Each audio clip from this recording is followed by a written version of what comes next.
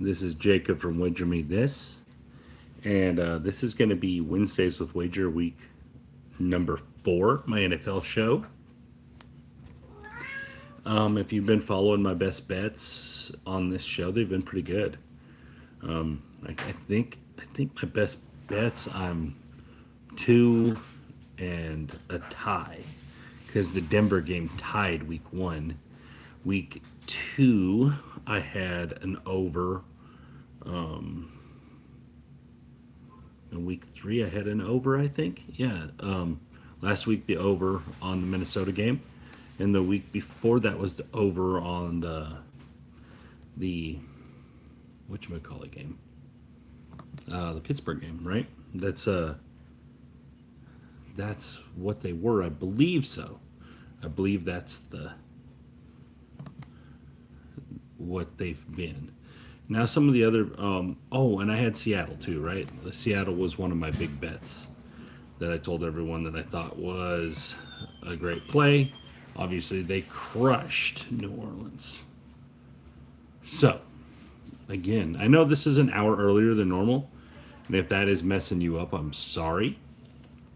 But it just kind of worked out that way. Let me hear. Let me hear.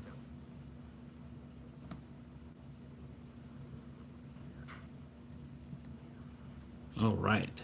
So let's get to it. I know so far me being an hour early, I think is messing people up.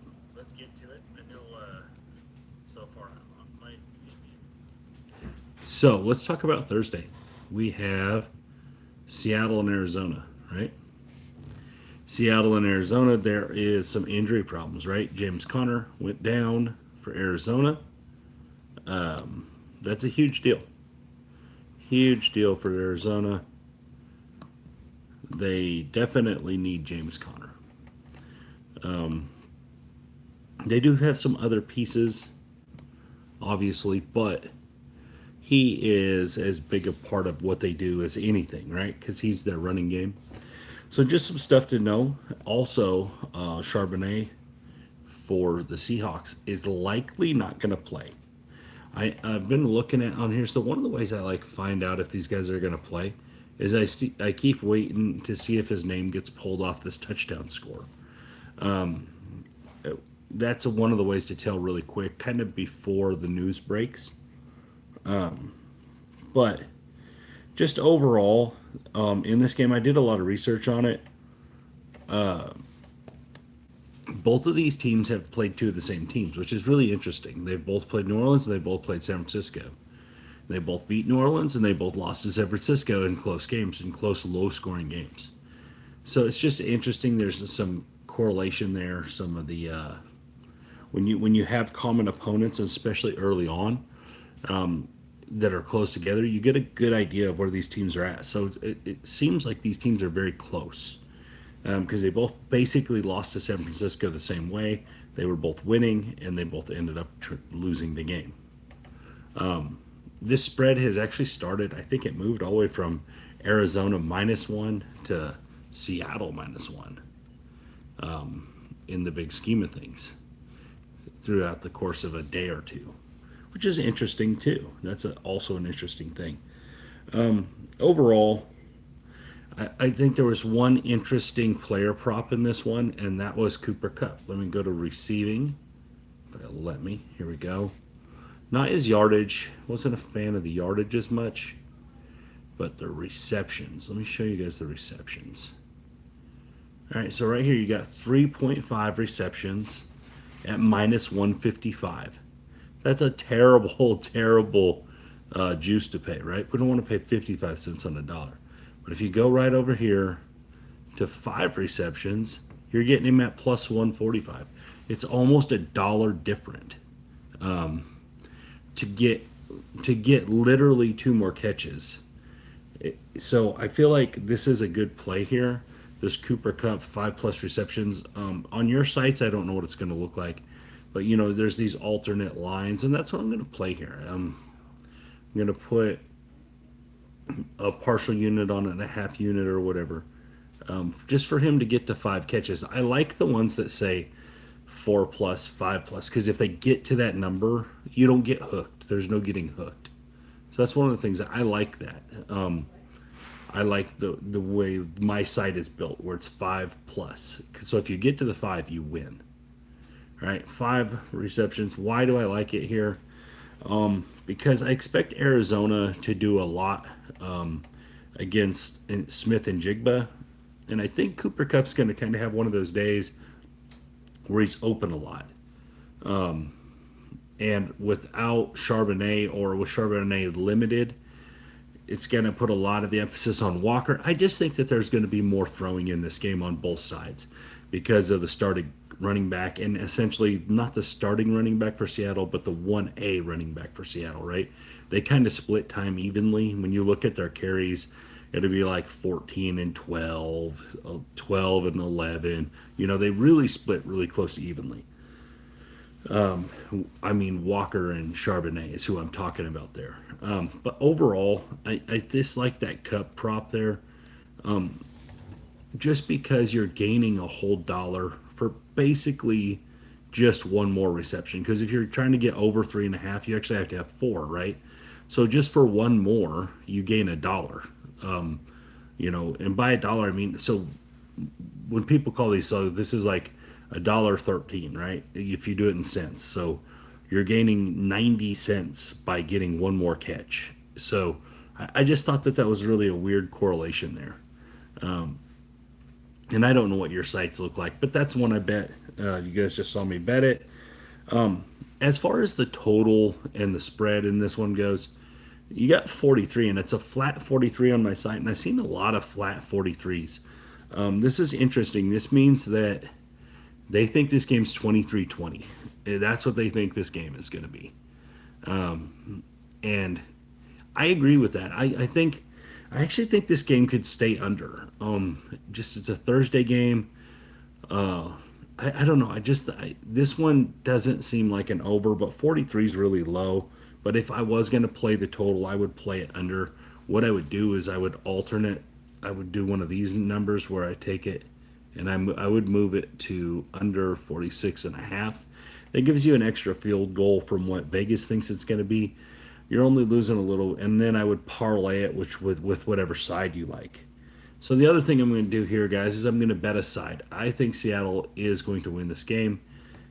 I think Arizona lost, if not their best offensive player, their second best offensive player in Connor.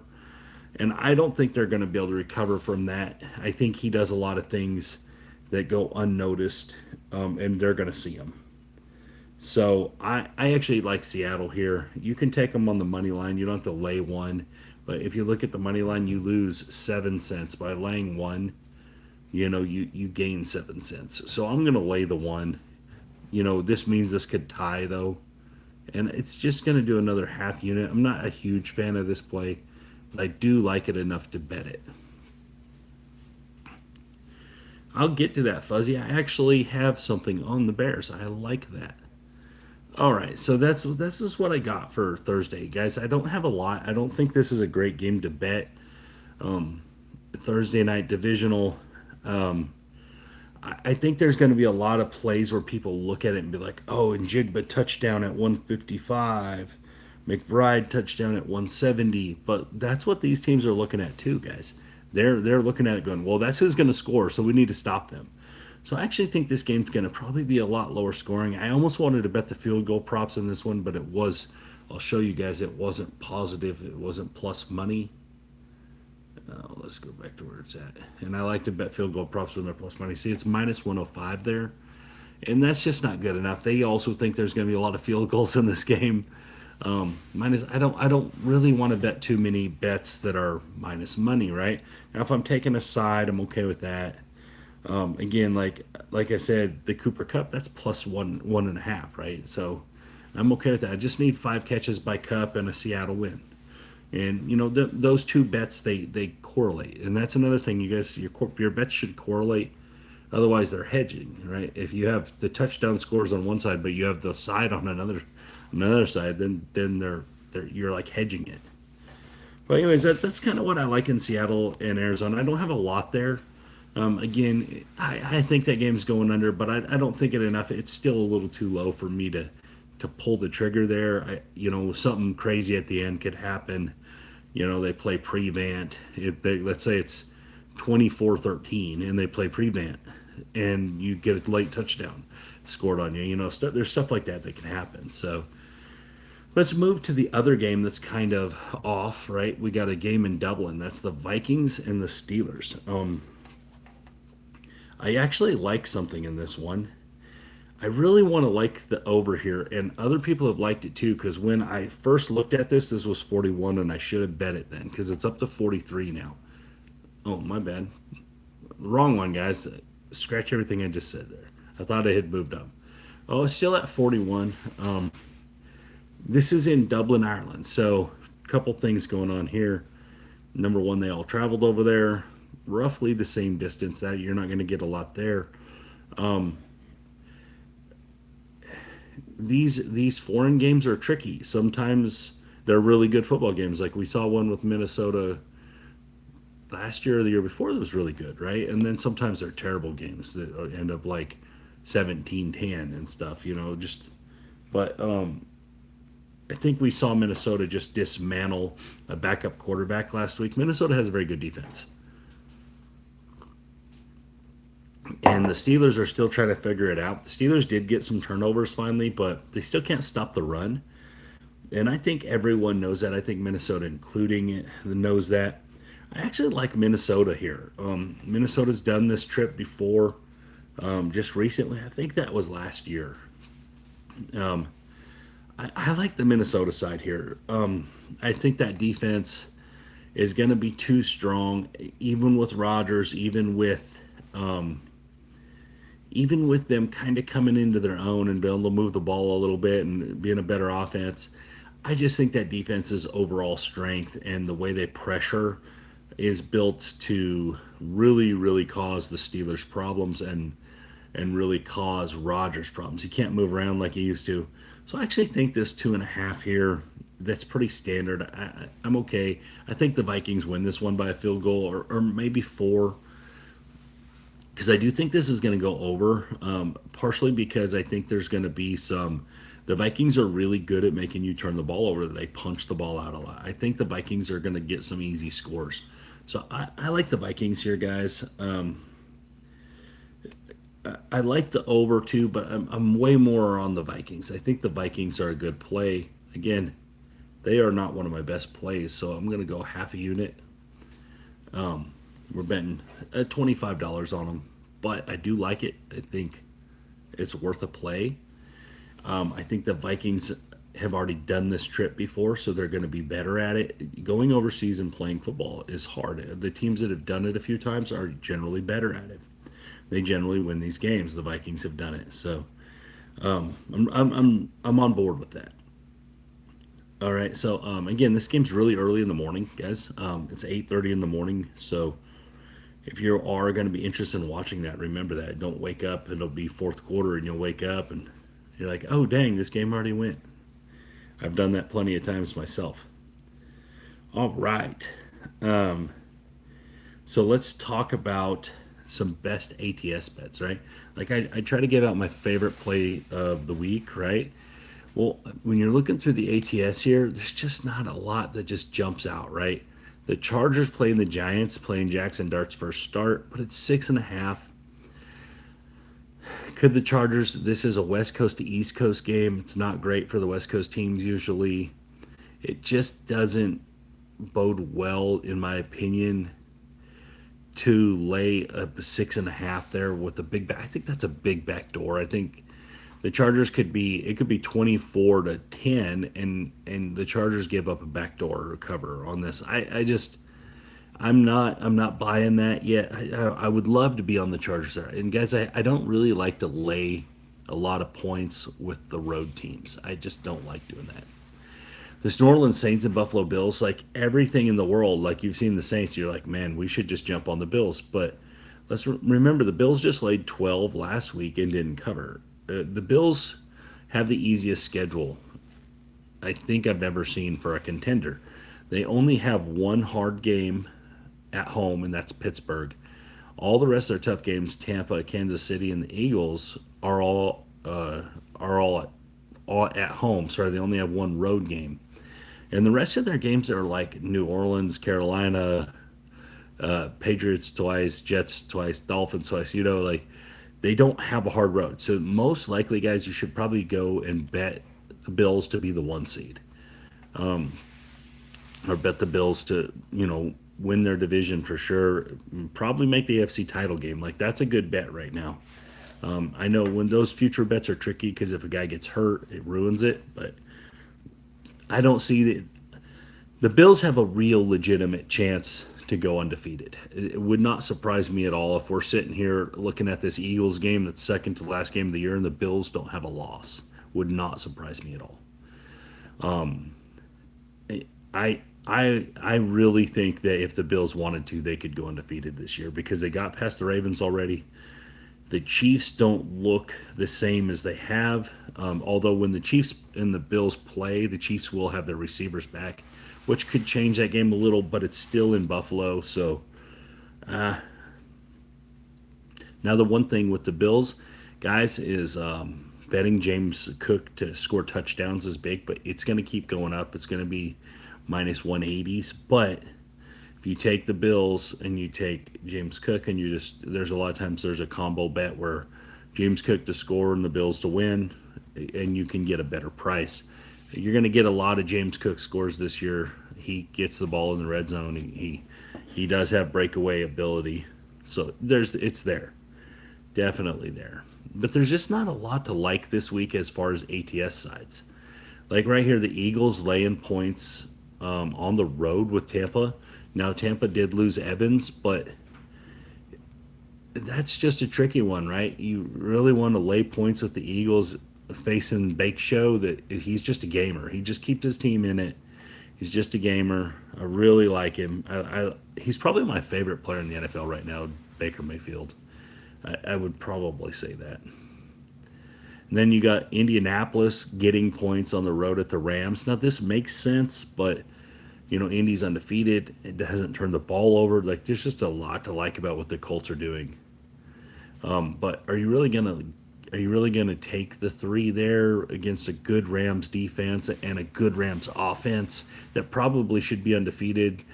The Eagles had to block 2 kicks. I mean, just not a lot to like, right?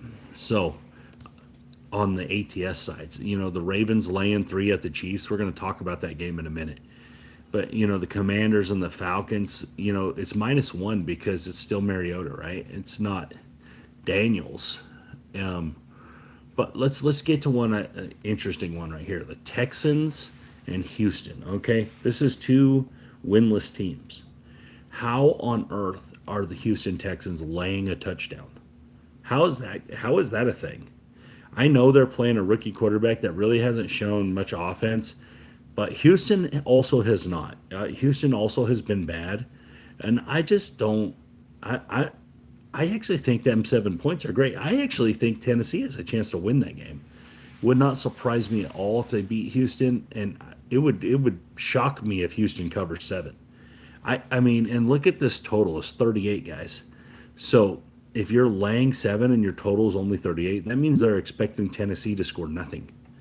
All right, so a bet it won't be available right here, but a bet that it won't be available yet, I don't think. But the team total, if you can get the team total,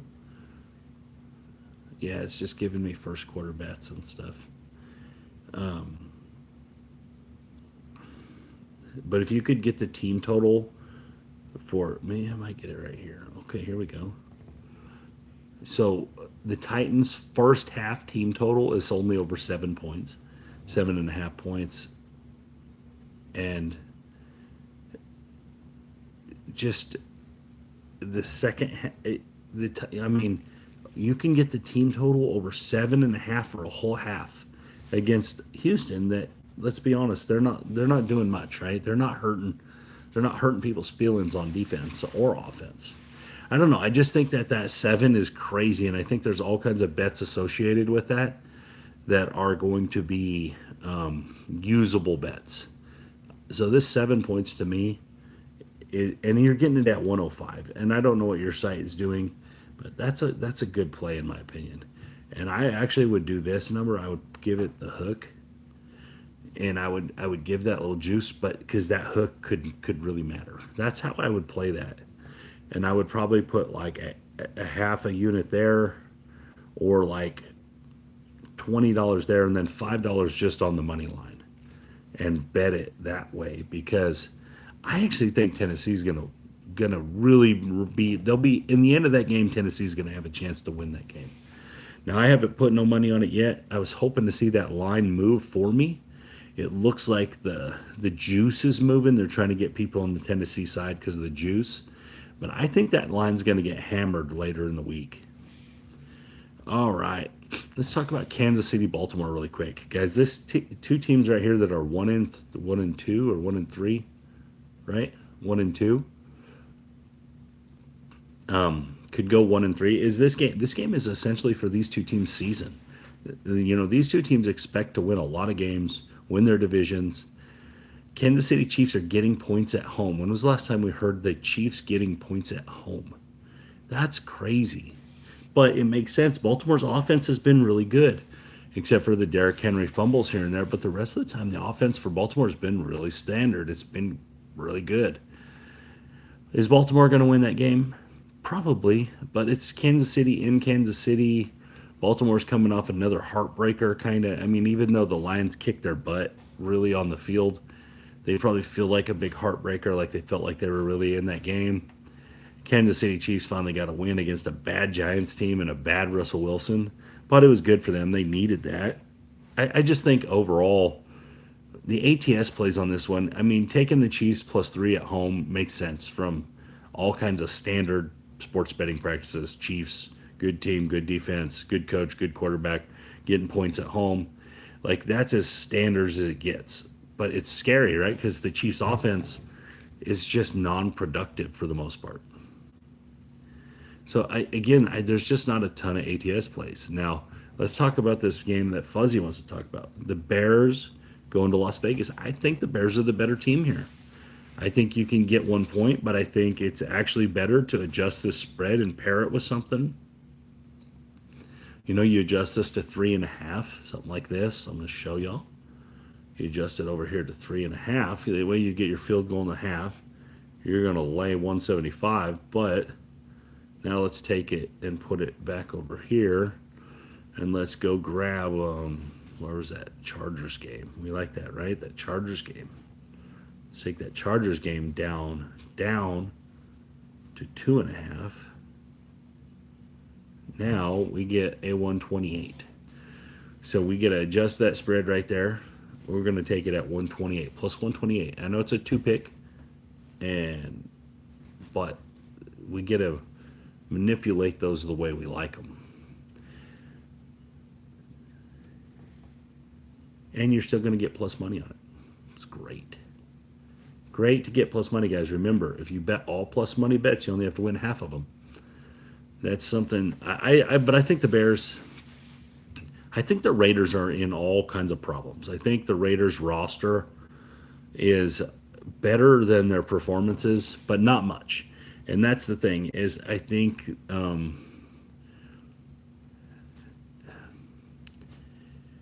the coaching staff and the players don't match. The players are a young group that want to be young and fast, and the coaching staff, Pete Carroll's an old coach, old style coach. And I just don't think they match. I don't think it's going to work.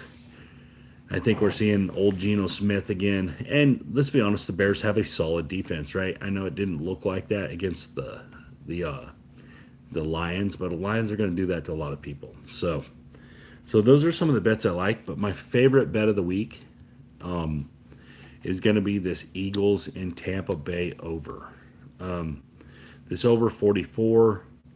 I think with the lack of Evans actually is going to help Tampa Bay because it's going to force Tampa Bay to be more versatile, more multiple, and I think Baker Mayfield's going to do against this Eagles rush. It's going to be a lot more quick passing stuff, and I think that's the way their team is built. And on the flip side, I actually think that we are due for a breakout Saquon Barkley game. So Saquon Barkley props in this one I think are going to be at a premium.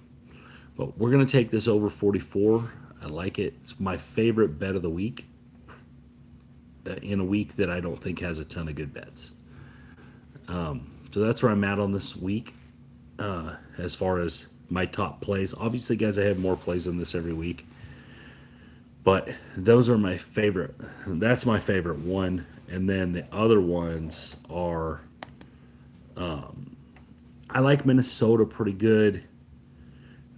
I will probably end up with money on Tennessee. I haven't done it yet, but I probably will. And I'll probably end up with some money on Saquon Barkley just because I think he just hasn't had that big game down in Tampa. I think it happens here. I think Baker Mayfield, knowing that his top-notch guy is out, I think he's going to be more Baker, which also is good and bad. He'll probably throw a pick or two in the game. I just think that game is going to go over quicker than people think. Now, guys, keep an eye on that game if there's weather. Lay that off, right? If you get and there's a monsoon rain or something, you lay that off. You bet it the other way. With the where it's at, I don't think they're expecting any rain because that line hasn't moved very much. But I actually think that game ends up in the 50s. I think that's 21-28, 24-28, something like that. I actually think it gets closer to the 50s or into the 50s. I think that the Bucks are going to have a hard time stopping the Eagles, just like everyone does. But I don't think the Bucks are really built to stop the Eagles consistently, where the Rams are, where the Chiefs were. But the Bucks are not. Even though the Bucks defense is okay, it's not built to consistently stop us. So I think the Eagles win the game, but I think it's close, maybe 27-24, and that spread gets there, something like that. I think the 44 is too low. So that's where I'm at, guys. You saw my bets. We can grab them really quick and look at them. I think here we go. So you guys see what I put in. Pretty good little bets there, right? All right, you can see my Indiana Fever failed from yesterday. I took the Indiana Fever +9 and they got blown out. But anyways, as you guys can see, this is what I got for this week. If you have any questions, the people that are in here watching, just let me know. Ask me right now. Hopefully before this thing stops going, but we don't need this necessarily anymore. This is mostly about transparency because I like people to see that, transparent that I do make these bets that I put out. But anyone that's been watching the last couple of weeks, if you've just been following my best bets, I don't think you've lost yet. You've had one tie and then I think 2 wins, right? I'm pretty sure that the first one was Seattle, Pittsburgh, and then last week it was Bengals, or was it the Seattle game? It was either Seattle laying 7.5 or it was the Bengals and Minnesota over. Either way, they both went. So if you've just been following my best bets, it's been good for you. So been good for me. So it had to have been good for you, unless your just lines are terrible on your sites. Which I've noticed that like some of my site stuff is a lot better than some other people's stuff via my Discord. Some guys like I'll post something on my Discord and they're like, man, I can't even get close to that. And it's just the site you use. Some sites are just better. They give better prop odds, stuff like that. It's just weird. They're all a little different. Also, it has to do with where the money's coming in. But anyways, guys, if you don't have any questions for me, I'm going to get off here. Also, it has to do with where the money's coming in. So, just that's where I'm at. 30-minute video, easy money. Like I said, my favorite bet is the Eagles Tampa over. Like I said, I like Minnesota in Dublin minus that 2.5. On the Arizona game, I like Seattle. I like Cooper Kupp to catch 5 balls. I mean, Not a lot. I just don't think there's a lot to like in this week. So to me, I'm not going to go. There's not going to be much. I'm not going to have a lot more than this. I'm probably going to have some Saquon Barkley prop bets, and when they come out, they're not out yet. So that's one of the things, guys. I want to show you guys. They're not out yet, so I can't bet them.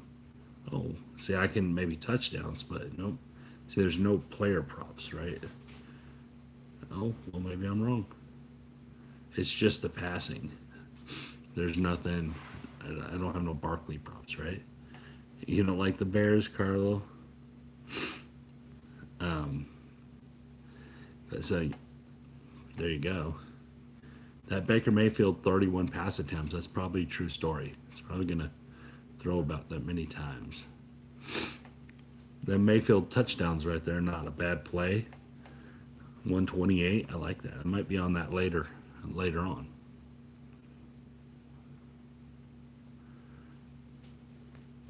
But again, that's one of the reasons the props are hard to do on this. They're available for the Thursday game, but other than that, they won't be available yet. But yeah, that's where I'm at on this one.